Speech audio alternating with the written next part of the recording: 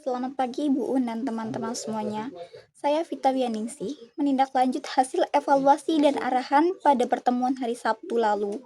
Pada kesempatan kali ini saya akan memaparkan analisis individu saya mengenai bab 2, yaitu definisi dan konteks manajemen isu berdasarkan buku referensi utama kita karya Prayudi edisi kedua. Di bab ini kita akan membedah bagaimana manajemen isu menjadi instrumen yang sangat vital bagi organisasi, lengkap dengan kritik teoritis serta studi kasus real di industri. Mari kita masuk ke pembahasannya. Nah, judul di sini adalah bab 2, definisi dan konteks manajemen isu. Analisis mandiri buku manajemen isu dan krisis karya Prayudi edisi kedua.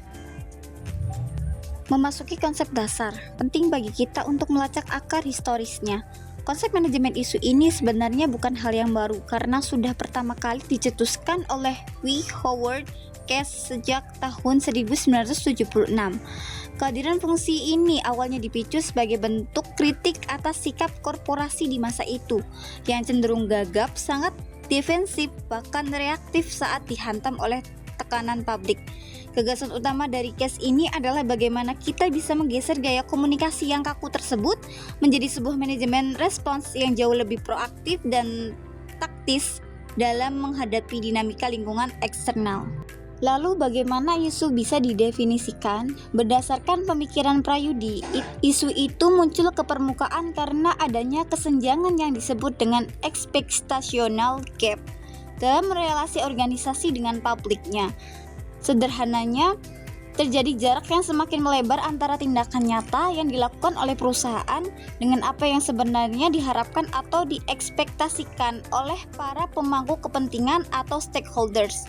Di sini peran krusial kita sebagai praktisi PR yaitu mendeteksi celah kesenjangan tersebut sejak awal, lalu menjembataninya secara proaktif sebelum bereskalasi menjadi krisis besar yang merugikan korporasi. Namun secara akademik, kita juga diajak untuk melihat sisi kritis dari praktik manajemen isu ini. Banyak pengamat menilai bahwa fungsi ini kerap disalahgunakan oleh organisasi hanya sebagai alat untuk memanipulasi informasi atau sekedar pencitraan kosmetik belaka di media.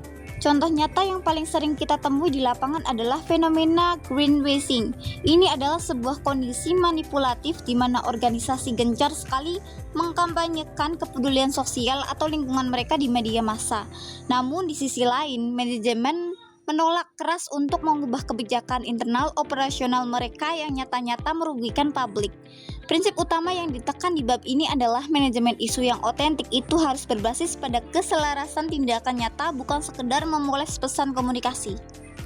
Nah, untuk melihat relevansinya secara konkret, mari kita bedah studi kasus pada isu cruelty-free atau uji coba hewan pada industri kosmetik.